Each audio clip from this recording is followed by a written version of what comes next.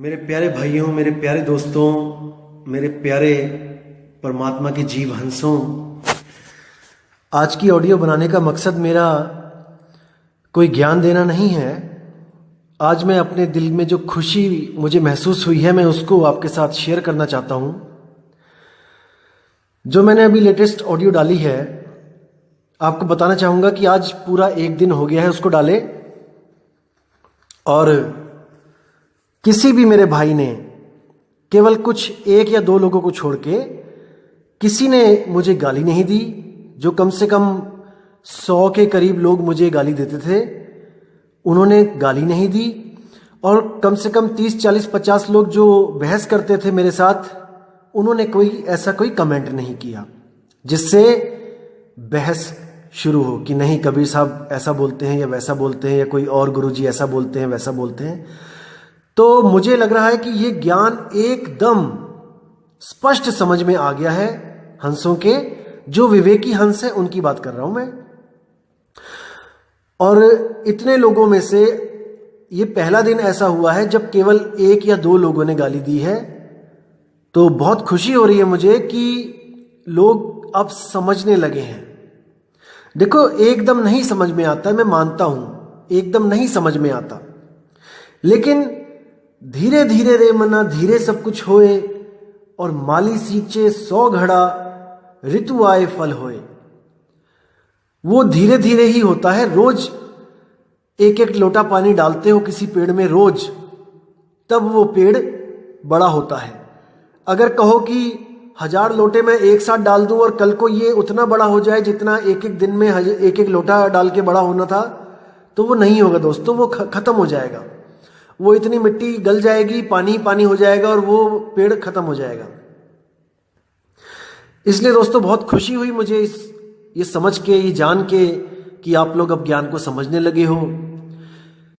दोस्तों मेरी एक बात ध्यान से समझो, अच्छी तरह समझ लो इस बात को।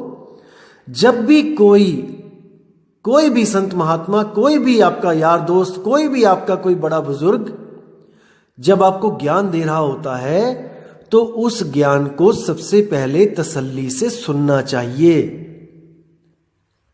इसको सुनना चाहिए। आपने एक दोहा सुना है, पोथी पढ़ पढ़ जग मुआ, भयो न पंडित कोए, ढाई आखर प्रेम का, पढ़े सो पंडित होए। ये जो 2.5 आखर प्रेम का है दोस्तों, ये है हमारा सत्संग के प्रति प्रेम, सत्संग के प्रति प्रेम। कि हमें कहीं पे भी कोई भी सत्संग मिलता है तो हमें उसे प्रेम से सुनना है। भले आप कोई ग्रंथ ना पढ़ो, इससे कोई फर्क नहीं पड़ता, लेकिन अगर आपने वो सत्संग सुन लिया तो आप इतने ज्ञानी हो जाओगे जितना आप ग्रंथ पढ़ के भी ना हो पाते। इसलिए प्रेम की बहुत बड़ी महिमा बताई है। हमें सबसे पहले प्रेम करना है सत्संग से। हमने कभी ये नहीं देखना कि ये सत्संग हमारे गुरुजी का है, या हमारे किसी जाति बिरादरी का है, या हमारे किसी धर्म से रिलेटेड है। अगर वो आपके धर्म का ना भी हो, जो आपके धर्म में जो सत्संग चलते हैं, अगर वो सत्संग ना भी हो, तब भी हमने उसको सुनना है, क्योंकि सत्य सबके लिए समान है, सत्य सबके लिए एक है, और सत्य ही सत्संग है। सत्संग का क्या मतलब है? सत्य का संग, यानी सत्य के साथ जुड़ जाओ, असार को त्याग दो, सार के साथ जुड़ जाओ, यही सत्संग है। सत्संग किसी के घर की अमानत नहीं है कि किसी एक घर में सत्संग मिल रहा है, किसी एक धर्म में सत्संग मिल रहा है। सत्य पे सबका अधिकार है। कभी भी ये मत देखो कि वो सत्संग किस धर्म में, किस आदमी के द्वारा, या किस वेशभूषा में जो आदमी बता रहा है उसके द्वारा, कैसा भी, कुछ भी, कोई भी सत्य की चर्चा करता है तो उसको सुनो, उसको समझो, क्योंकि सत्य एक है और वो हम सबका है। ऐसा नहीं है कि किसी एक धर्म ने उस पर मोहर लगा दी कि वो उसी का है। सबका है मेरे भाई, सबका है। तो मेरे कई दोस्तों ने, मेरे भाइयों ने मुझे किसी एक स्वयंभू आत्मज्ञानी है, शुरू से ही उसके बारे में बोलते आ रहे हैं कि आप उसको सुनो, देखो वो क्या कहता है। दोस्तों मैंने सुना उसको और मैं देख रहा हूं कि वो काफी इंप्रूव कर रहा है। अब बहुत अच्छा लगा मुझे और मैं तहे दिल से मालिक का शुक्रिया करता हूं कि वो जो पहले बातें बोलता था वो बड़ी अटपटी होती थी। अटपटी का मतलब ये नहीं कि उसमें कोई सार था, उसमें असार ही असार नजर आता था। जैसे उन्होंने क्या बात करी कि हम और आप आत्मा नहीं, हम और आप मन है। तो ये असार है, हम और आप मन तो हो ही नहीं सकते, क्योंकि कबीर साहब कहते हैं मन के मते न चालिए, मन है पक्का दूत। अब कबीर साहब कह रहे हैं कि मन के मते न चालिए, यानी कि मन भ्रमित करने वाला है। अब किसको कह रहे हैं कबीर साहब? कौन है जिसको संदेशा सुनाया जा रहा है कि मन भ्रमित करता है, उसके साथ मत जाना? तो यानी वो मन से कुछ अलग हस्ती है, मन से अलग चीज है। जैसे साहिब ने कहा है, मन जाता है तो जान दे, तू थाम के राख शरीर, उतरा पड़ा कमान से और क्या कर साके तीर। यहां पे भी कबीर साहब ने बोला कि मन जाता है तो जाने दे, तू थाम के राख शरीर, तू शरीर को पकड़ के रख। अब वो कौन है जो शरीर को पकड़ के रखेगा? मन तो चला गया ठेके पे दारू पीने, तो कौन है जो शरीर को नहीं जाने देगा? और शरीर को नहीं जाने देगा तो कर्म नहीं बनेगा। वो हस्ती क्या है? उस स्वयंभू आत्मज्ञानी भाई को इसका नहीं पता था। वो अपने आप को और आप सबको मन कह के संबोधन कर रहा था कि आप और हम मन है, क्योंकि मन महसूस करता है, रोता है, हंसता है, आत्मा महसूस नहीं करती है। यह प्रमाण देके आपको यह सिद्ध किया जा रहा था कि आप और हम मन है। कुछ दिनों के बाद मैंने एक और ऑडियो सुनी, मेरे भाइयों ने फिर निवेदन किया कि ये वाली ऑडियो सुनिए। मैंने सुना तो हमारे सत्संग सुन सुन के उसको इतनी चीज समझ में आ गई थी कि चेतना भी कोई चीज है। तो उसने उस सत्संग में, अपने सत्संग में बोला कि ब्रह्म से यानी शून्य से जो चेतना ही चेतनाएं प्रकट हुई, उन चेतनाओं से एक तंत्र बना और जो शरीर पैदा हुआ, पहला शरीर बना, वो हम और आप हैं। देखो, अपनी वाणी को काट के उसने पहले मन बोला था, अब आपको घोषित किया कि आप तन हो। कौन सा? चेतना वाला तन। ये प्रोग्रेस हुई उसकी बुद्धि में। हमारे सत्संग सुन के जो उसने चेतना पकड़ी, अब उसने उस चेतना का एक सोची समझी एक कल्पना, उसको एक रूप धारण कर दिया, उसको एक रूप दे दिया कि आप और हम शरीर हो। अब शरीर है इसका मतलब मन नहीं रहे, अब हम शरीर हो गए। कौन सा? जड़ शरीर नहीं, चेतन वाला शरीर, चेतना वाला। तो वहां पे उसकी बुद्धि में थोड़ा सा परिवर्तन हुआ, थोड़ा सा वो बुद्धि उसकी विकसित हुई। मुझे बहुत खुशी हुई, बहुत खुशी हुई कि कम से कम मन से तो ऊपर उठा। चाहे शरीर बोल रहा है लेकिन चेतना वाला शरीर तो बोल रहा है, क्योंकि मन तो जड़ है और तन भी जड़ है, शरीर भी जड़ है। लेकिन इतनी बुद्धि विकसित हो गई कि उसने उसको चेतना वाला शरीर बोल दिया।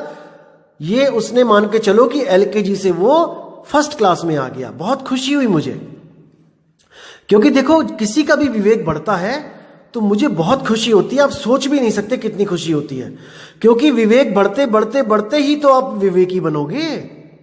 और संतों का काम केवल आपको विवेकी बनाना है, क्योंकि आपको इतना विवेकी बना दिया जाता है कि आपको संतों की भी जरूरत नहीं पड़ती है मोक्ष के लिए, मुक्ति के लिए। आप स्वाधीन हो जाते हो, स्वतंत्र हो जाते हो, परतंत्र नहीं रहते भाई। तो उस भाई ने पहले आपको मन घोषित किया, फिर आपको चेतना वाला प्रथम शरीर यानी तन घोषित किया।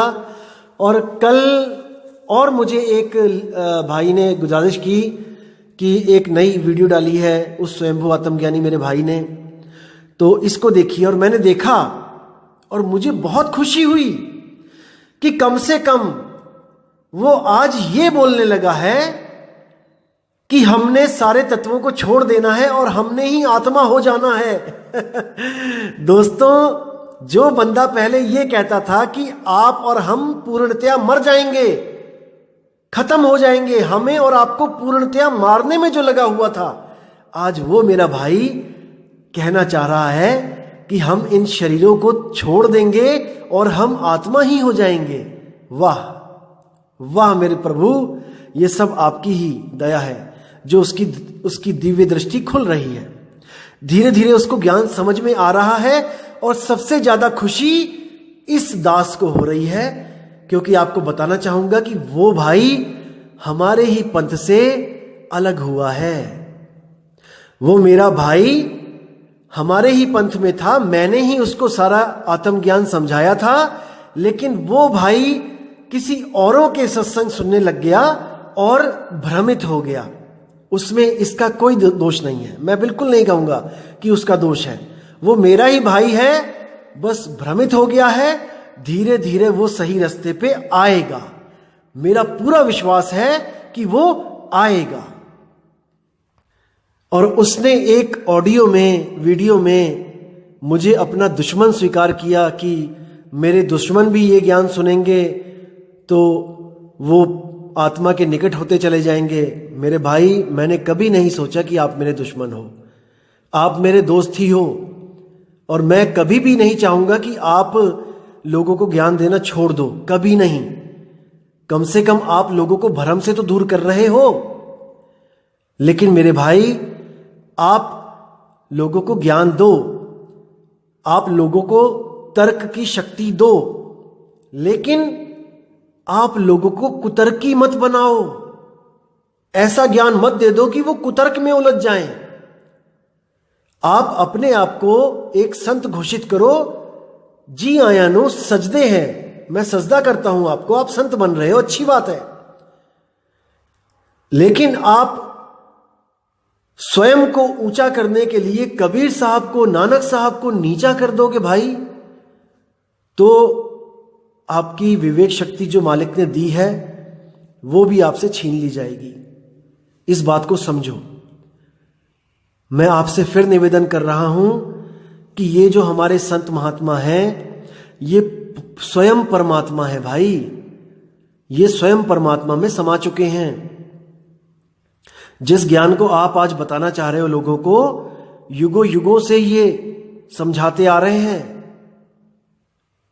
इसलिए इस जिद को छोड़ दो कि कबीर साहब अज्ञानी है, ये नानक साहब अज्ञानी है, या कोई और संत महात्मा है वो अज्ञानी है। हां, जो ब्रह्म ज्ञानी है वो अज्ञानी है, इसमें कोई दो राय नहीं है। जो ब्रह्म ज्ञानी है वो इन संतों के सामने अज्ञानी है, लेकिन उन जीवों के सामने वो भी ज्ञानी है जो अभी तक ब्रह्म अवस्था को भी नहीं प्राप्त कर पाए हैं। दोस्तों, 10वीं का स्टूडेंट पीएचडी के स्टूडेंट के सामने अज्ञानी है, लेकिन एक अनपढ़ के सामने दोस्तों वो भी ज्ञानी है। जब आप रेलवे स्टेशन पे जाते हो, फॉर्म भरते हो, आप भले 5वीं पास हो लेकिन आप फॉर्म भर सकते हो। दोस्तों, एक अनपढ़ आदमी जब आपसे दया की भीख मांगता है वहां पे कि भाई जी मेरा फॉर्म भर दो, तो वो आपको ज्ञानी समझ के ही अरदास करता है। इसको समझो। तो ब्रह्म ज्ञानी उनके लिए ज्ञानी है जो स्वयं अभी ब्रह्म अवस्था को प्राप्त नहीं कर पाए, जो अभी स्वयं जीव अवस्था में है। लेकिन एक आत्मज्ञानी के आगे ब्रह्म ज्ञानी भी अज्ञानी है। तो मेरे भाई, मैं मानता हूं कि आप बहुत अच्छा प्रचार कर रहे हो, बहुत अच्छी बात है। आपने बहुत से जीवों को जगाया है, इन भरम जालों से निकाला है, इन तत्वों से निकाला है। लेकिन मेरे दोस्त, मेरे भाई, आप भी अपना विवेक शक्ति बढ़ाओ। आप ये समझने की कोशिश करो कि आप क्या हो और हम क्या हैं। आप सुन से सृष्टि पैदा करवाते हो, यानी कि सुन से शरीर पैदा करवाते हो। सुन चेतनता प्रकट नहीं कर सकता, चेतन तो वो स्वयं है। अरे वो चेतन ही जड़ के साथ मिलके जड़ को भी चेतन कर देता है। वो इतना सामर्थ्य है उस चेतन में, उसको कौन पैदा करेगा? तो इसको समझो दोस्त, इसको विचार करो। मुझे पूरा यकीन है कि आप दोबारा हम लोगों में शामिल होगे, क्योंकि मूल ज्ञान का कबीर साहब ने पहले ही बोल रखा है कि यह मूल ज्ञान ऐसा है कि सब दुनिया के जितने भी संत महात्मा हैं, जितने भी ज्ञानी ध्यानी हैं, वो इस ज्ञान को सुनकर इस ज्ञान की शरण में आएंगे। और आप उनमें से कोई अलग नहीं हो दोस्त मेरे, आप भी आओगे। बस मैं चाहता हूं मजबूत होके आना। आपकी जो भाषा बदली है कि पहले आप मन कहते थे, अब आप चेतन तन कह रहे हो और आपने अब उसको आत्मा कह दिया है, तो दोस्तों ये मेरे भाई, ये आपकी बुद्धि में विवेक क्षमता बढ़ रही है और मैं बहुत खुश हूं इससे, बहुत ज्यादा खुश हूं। और मुझे पूरा यकीन है कि आप एक बार फिर हम लोगों से जरूर मिलोगे और आपके मन में जितनी भी दुविधाएं हैं उसको खत्म किया जाएगा। मैं समझ सकता हूं आपकी दुविधा। जैसे आपने सांप सीढ़ी की जो एक खेल होता है, सांप सीढ़ी आपने देखा है, उसमें कई तरह के सांप होते हैं, लेकिन सबसे जो बड़ा सांप होता है वो 99 पे होता है। दोस्तों,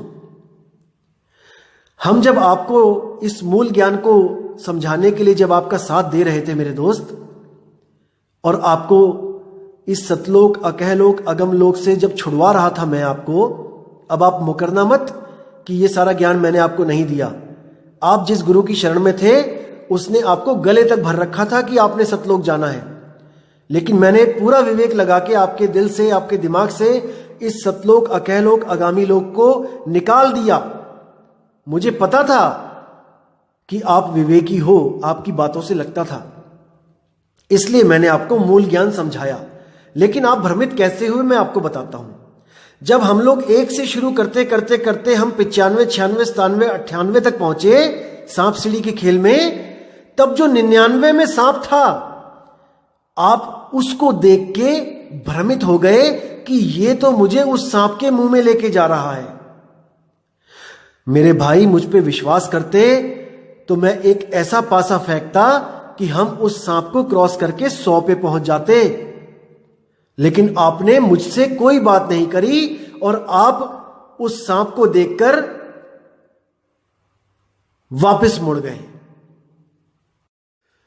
जब आप नवंबर में गुरुजी से नाम लेने गए थे, नवंबर 2017 में आपने जो दिल्ली में नाम लिया, तब अगर आपको कोई चीज समझ में नहीं आई थी तो आपका फर्ज बनता था कि आप मेरे साथ बात करो फोन पे, लेकिन आपने बात नहीं करी। अगर आप बात करते तो हर चीज क्लियर कर देता मैं, आपको इन भ्रमों से निकाल देता कि ये पंथ सही नहीं है, आपका पूरा भ्रम खत्म करता मैं। लेकिन आपने अपने मन की बात मानी और आप उस पंथ में दोबारा, या आप मेरे साथ कोई भी आपने बात नहीं करी। आपने मुझसे ज्यादा अपने मन पे विश्वास कर लिया। मेरे भाई, मन ही तो काल है। अरे मन ही तो काल है। तुमने जिस काल से मैं छुड़वाना चाहता था आपको, आपने फिर उसी का साथ कर लिया और एक मनमाना ज्ञान सबके सामने पेश करके रख दिया।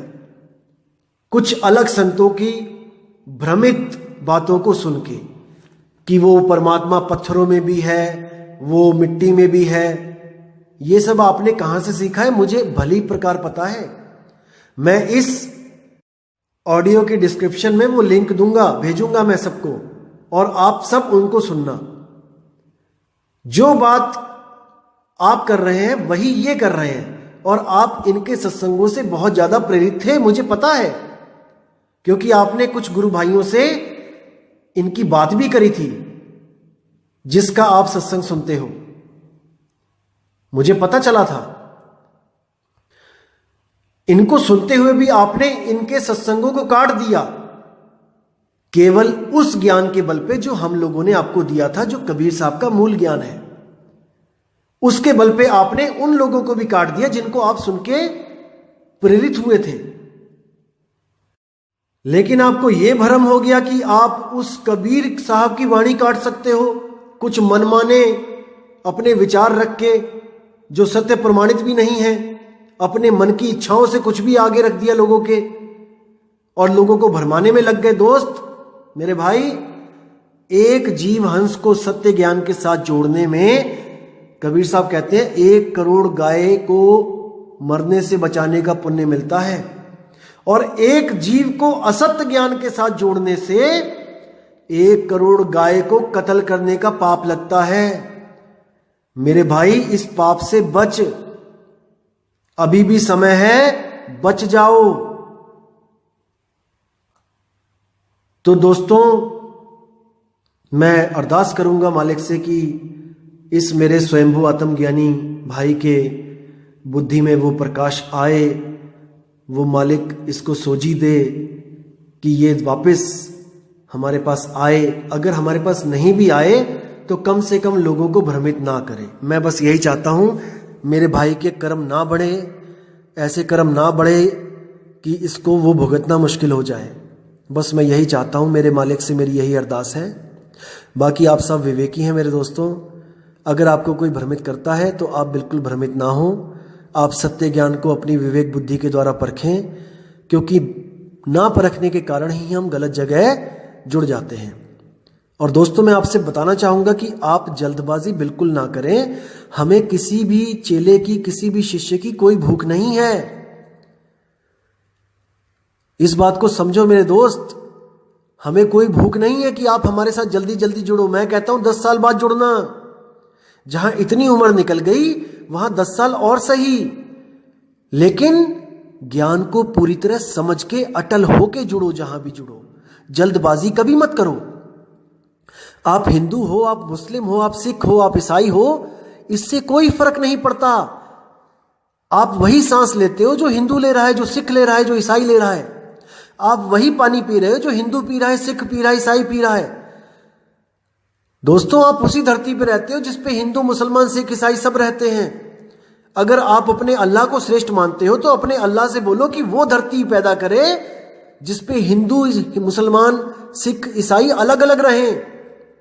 जब अल्लाह ने, जब वाहेगुरु ने, जब राम ने धरती में, हवा में, पानी में कोई भेद नहीं रखा, तो आप कैसे समझ सकते हो कि उसने अपने ज्ञान में भेद रखा होगा, कि उसका ज्ञान अलग अलग होगा? मेरे भाई, जब प्यास लगती है तो हर धर्म वाला आदमी एक ही चीज पीता है, वो है पानी। जब सांस लेनी होती है तो हर धर्म का आदमी एक ही चीज लेता है, वस्तु लेता है, वो है सांस। और जब मेरे भाई ठंड लगती है तो हर धर्म का आदमी एक ही वस्तु प्राप्त करता है, वो है अग्नि। इसी तरह मेरे भाई, जब मुक्ति चाहिए होती है तो एक ही वस्तु काम आएगी, और वो है सार शब्द मूल ज्ञान। मूल ज्ञान, इसको समझो दोस्तों, इसको समझो। चाहे कोई सिख हो, चाहे ईसाई हो, चाहे हिंदू हो, चाहे कोई मुसलमान हो, इससे कोई फर्क नहीं पड़ता। हर धर्म ये कहता है कि परमात्मा एक है, परमात्मा एक है, लेकिन फिर भी क्या मस्जिद के दरवाजे पे कोई लिख सकता है वाहेगुरु? क्या गुरुद्वारे के दरवाजे पे कोई लिख सकता है अल्लाहू अकबर? क्या मंदिर के दरवाजे पे कोई लिख सकता है कि जीसस इज ग्रेट? या ईसाई के गिरजाघर पे कोई लिख सकता है अल्लाहू अकबर या वाहेगुरु? तो बोलने को ये सब आपको समझा रहे हैं कि वो एक है, वो एक है, लेकिन ये खुद को नहीं समझा सकते कि वो एक है, वरना ये दीवारें कब की टूट जाती। अब कोई हमें भी कहे कि आप केवल कबीर कबीर करते हो, भाई हम कबीर उस आत्मा को मानते हैं जो ज्ञान देता है, हम उसका नाम नहीं जपते। अगर वो आत्मा अपना नाम जीसस कहती और हम उसके मूल सिद्धांतों पे चलते तो हम उसको जीसस कह के प्रेम करते। अगर वो आत्मा कृष्ण होती, अगर गीता में आत्मा का भेद बताया होता, तो मैं उसको कृष्ण कह के प्रेम करता, क्योंकि मैं अपने कल्याणकारी गुरु से प्रेम करूंगा, मैं नामों के चक्कर में नहीं फंसूंगा। गरीबदास जी ने तो उसको आदि गणेश बोल दिया है। गणेश जी से गरीबदास जी का कोई लेना देना ही नहीं है, फिर भी उस समाज को एक सूत्र में बांधने के लिए कि कोई ये ना सोचे कि हम देवी देवताओं के खिलाफ हैं, ये केवल वो सोच सकते हैं जिनको अभी गुरु नहीं मिला, जिनके अभी ज्ञान नहीं उजागर हुआ है। जब वो सत्संग में आएगा, जैसे उन्होंने बोला आदि गणेश मनाऊं पूजू और न देवा, जब उन्होंने इतना बोला तो जो लोग गणेश को मानते थे, क्योंकि उस समय तो हिंदू धर्म का प्रचार ज्यादा था हरियाणा में, तो जो आदि गणेश को सुनकर सत्संग में बैठे कि देखो ये हमारे गणेश जी की बात कर रहा है, वो सत्संग में बैठे और जब उन्होंने धीरे धीरे सत्संग को सुनना शुरू किया तब उनकी विवेक बुद्धि जागी और उन्होंने आदि गणेश को समझा और उन्होंने नामदान लेके उस आदि परमात्मा आदि सत्य को स्वीकार कर लिया। और गणेश जो सूंड वाले गणेश जी हैं वो ऑटोमेटिकली छूट गए, उनकी पूजा पाठ छूट गई। जब आदि गणेश मिल गया तो मूर्ति गणेश को कौन मनाएगा। इसी तरह पांचवी पातशाही ने बोला आदि निरंजन प्रभु निरंकारा। अब निरंजन क्या है आप देखोगे, रावण भी कहता था अलख निरंजन, गोरखनाथ भी कहता था अलख निरंजन, और जितने भगवाधारी जो साधु हैं वो भी कहते थे अलख निरंजन। तो पांचवी पातशाही ने झगड़ा खत्म करते हुए उस परमात्मा को बोल दिया आदि निरंजन। अब कहने का मतलब निरंजन को जो लोग मानते हैं वो आएंगे सत्संग में, बैठेंगे कि गुरुजी भी हमारे वाले निरंजन को प्रेम कर रहे हैं। लेकिन जब उनको ज्ञान के द्वारा बुद्धि विवेक जागेगी तब वो समझ जाएंगे कि आदि निरंजन और निरंजन में बहुत बड़ा फर्क है। जैसे गरीबदास जी की वाणी में आता है एक निरंजन नाम है और एक निरंजन काल। अब यहां पे दो निरंजन की बात करी गरीबदास जी ने वाणी में कि एक निरंजन नाम है यानी वो आदि नाम है, और एक निरंजन काल है वो काल निरंजन है। तो भाई सत्संग में आओगे तभी तो समझ में आएगा कि कौन निरंजन काल है कौन निरंजन नाम। तो इसको समझना पड़ेगा मेरे भाई। मूल ज्ञान को समझ के केवल मूल प्राप्त होता है और मूल के अलावा सब मिथ्या है, भ्रम है। एक है सादे सब सदे सब सादे सब जाए, माली सींचे मूल को और फूल पात अघियाए। जब आप कोई पौधा बोते हो तो दोस्तों जब पौधा निकलता है तो आप पानी कहां डालते हो, केवल जड़ में पानी डालते हो। आपको पत्तों पे या फूलों पे या टहनियों पे या तने पे छिड़कने की जरूरत नहीं पड़ती है। अगर आपके पास 1 लीटर पानी है और आपने 0.25 लीटर पत्तों पे टहनियों पे और तने पे छिड़क दिया और केवल 250 ml जड़ में जा रहा है, तो दोस्तों आपने कोई बुद्धिमानी वाला काम नहीं कर दिया है। जैसे कई लोगों के गुरु जो हैं यहां पे गुरु बन के बैठे हैं, वो कहते तो कबीर परमात्मा है कि मूल कबीर है, लेकिन आपको देवी देवताओं के नाम भी जपवा रहे हैं, आपको काल का भी नाम जपवा रहे हैं, आपको अक्षर पुरुष के भी नाम जपवाए जा रहे हैं, पता नहीं किस किस कौन कौन सी टहनियों के नाम जपवा रहे हैं, और मूल का अता पता नहीं है। दोस्तों जब ज्ञान हो जाता है तो ये टहनियां डाल पत्ते सब छूट जाते हैं, केवल सारी सुरती एक मूल की तरफ होती है और मूल है शब्द। सुरती को केवल शब्द में लगाने वाला गुरु वही सतगुरु होता है। एक छुड़ाए टहनी पत्ते फूल तना सब छुड़वा दे, एक लखाए केवल मूल को लखाए, सो सतगुरु पूरा कहाए। इसीलिए बोला है एक साधे सब सधे, केवल मूल में पानी डाल दे भाई, उस एक को साधने से सब सध जाएंगे। वही मूल अपने आप पानी तने तक पहुंचा देगा, पानी को टहनियों तक पहुंचा देगा, पानी को पत्तों तक फूलों तक पहुंचा देगा। आपको अलग से कुछ करने की जरूरत नहीं है। तो कहते भला हुआ मेरी माला टूट गई और मैं राम भजन से छूटी, मेरे सिर से टली बला। ये सब मंत्र तंत्र जंत्र माला धूप अगरबत्ती देसी घी की जोतें हवन यज्ञ ये सब बला थी। ये सब बलाएं चिपकी हुई थी मेरे शरीर को आके, मेरी आत्मा को आके, लेकिन सतगुरु मिले तो मेरे सिर से टली बला।